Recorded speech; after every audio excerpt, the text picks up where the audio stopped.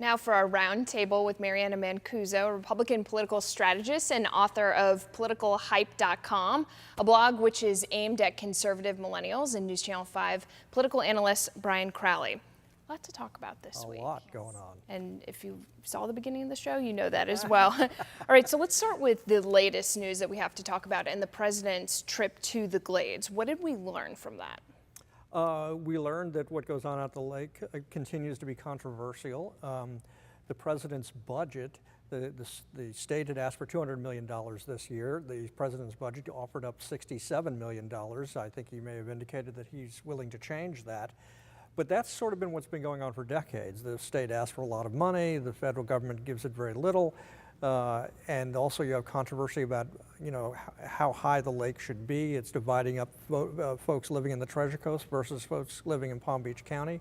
I mean, it's a huge issue, and everybody tends to want to have their picture taken around the lake, but ultimately not a lot gets done year after year. I think that it's great that we saw the president come to Lake Okeechobee to shine a spotlight on this. This is a problem that we have time and time again, and this is the first time after the election cycle that we've seen it continue to be a spotlight shown on it, and to see that people are actually paying attention and wanting to make it work and find, solutions. Although, as Brian pointed out, he's only granted $63 million, which is a little troubling considering we're requesting $200 million and we need a little bit more. We know it's going to be a big issue in the election to at least people in our area. How do you expect it to play out, though? Well, the problem with it being a big issue in our area is recently the Corps of Engineers, which controls the depth of Lake Okeechobee, decided to lower the water. And now as a result of doing that, we found the real political division between the Treasure Coast and Palm Beach County. The Treasure Coast wants the water lowered to prevent the algae blooms. Palm Beach County wants the water higher because a few years ago, one city, West Palm Beach, almost ran out of water. And so they're saying you're lowering the lake too much. So those are the kinds of political divisions that you start having over this issue. And when you look all around the state and everybody that's impacted by the lake and the aquifers and everything else that's involved, there are all these little fiefdoms all around the state, and there's not a lot of unity on what needs to be done. Let's switch gears and talk about the Mueller Report. We've been talking about it for so long. If you look into a crystal ball, will we be talking about it come election time? Well, I'll give you a short-term answer. We haven't seen the report yet. We've seen the 4-page summary. I read the 4-page summary. I suspect a lot of people talking about it have not read the 4-page summary. The rumors about the actual report range anywhere from 300 to 1,000 pages. Whatever it is, I'm sure it's quite large. Until we actually see the report, I think the conversation will continue. From the Republican vantage point, it's a good talking point for hammering Democrats. Some of the Democrats are not going to let go until they see the entire report. So I mean, I can understand where the Republicans think this is a great talking point because they think that the Democrats just dragged Trump into the mud.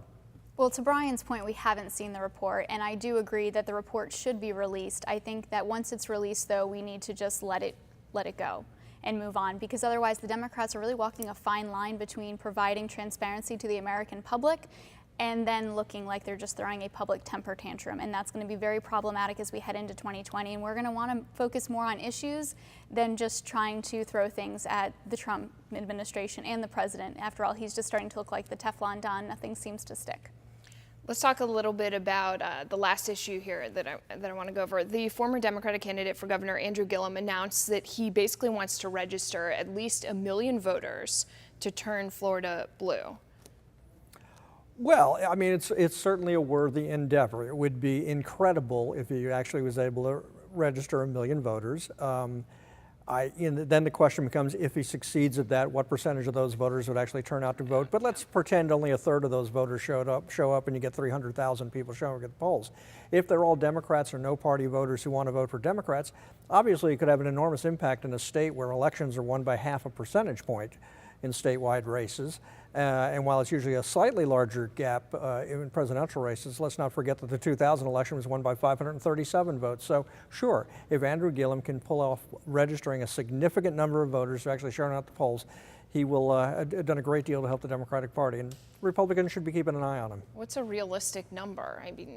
I think it's great. I think trying to have this lofty goal, I'm all for creating big lofty goals, shoot for the stars and hopefully you'll hit it.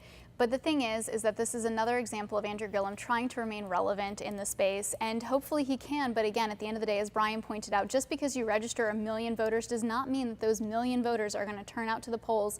But conversely, I would also hope that the Republicans are taking note and doing the same voter registration drive as well across the state, because this is going to be a very battleground state, even though it was won by Trump. But remember, Republicans in Florida only have a 1.2% lead over the Democrats, so this really could be anybody's race if they do it right. Gotcha. And as far as targeting who they're trying to register, I mean, would it be millennials? Would it be? Hopefully people that vote. Well, I mean, you know, while baby boomers haven't died off yet, you know, they're getting older, and older voters certainly vote in larger numbers than younger voters. But, you know, as you're looking down the road towards the future, sure, I think they should make a big effort to getting people, say, 40 and under to register to vote. All right, I appreciate you both. We'll have much more and be back in just a minute.